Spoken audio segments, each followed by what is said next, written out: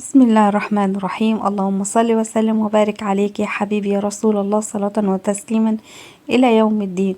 إن شاء الله النهاردة من مطبخ حنان ودنيا هنعمل أكلة بسيطة وسهلة خالص.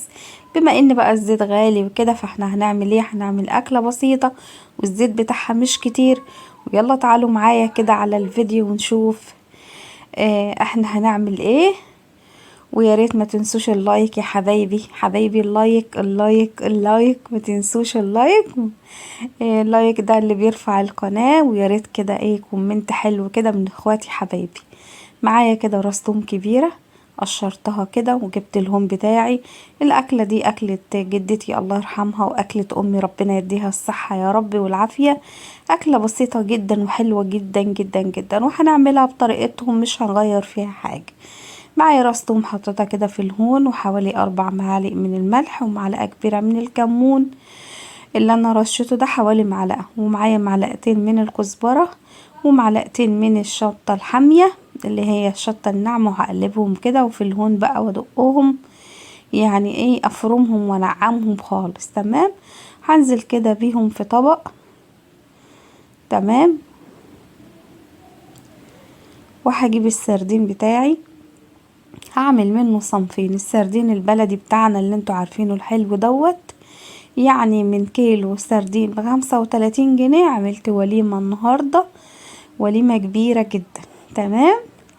جبت كده الليمون عصرتها على التمليحة بتاعتي بتاعت السردين دي.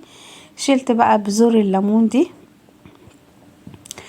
المفروض ان انا كنت عصرتها في المصفى علشان الليمون البذر بتاعه دوت يطلع.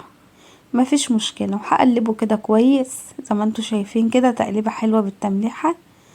التمليحة بتاعتنا ديت جميلة جدا وريحتها حلوة قوي.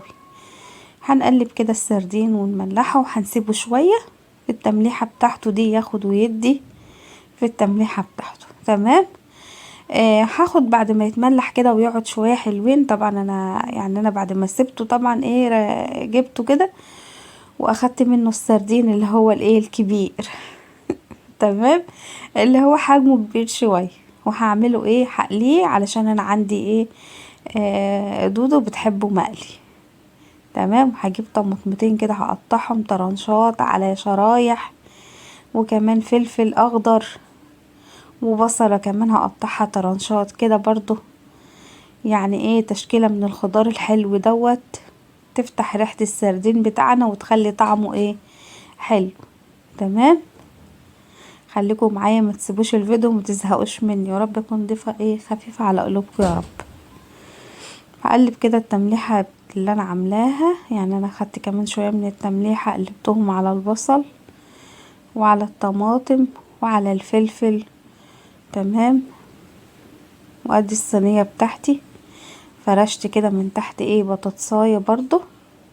اللقطة دي ما جاتش، فرشت بطاطساية وفرشت الخضار اللي انا عملته ده، وحطيت عليه السردين من فوق، وكملت من فوق كمان بفلفل وبطماطم وبكل الحاجات الحلوة اللي انتوا شفتوها.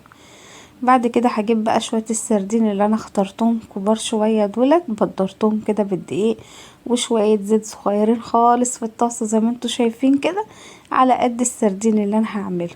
وادي السردين بتاعنا بعد ما قلناه، وادي السردين التاني اللي هو الصينية حطيناه في الفرن كده من تحت، وبعد كده جيت مطلعاه فوق على الشبكة اخد لون كده للوش. ومعانا السردين بتاعنا، وهناكل بقى. عندنا رز بقى بايت سخنته وقلنا بقى نكمل بيه الغدا بتاعنا، واللي عايز ياكل بعيش ياكل، واللي عايز ياكل برز ياكل. وادي اليوم بتاعنا ما شاء الله، غدوة جميلة جدا. ما تنسونيش بقى باللايك، واشوفكم فيديو جديد ان شاء الله على خير، والسلام عليكم ورحمة الله وبركاته.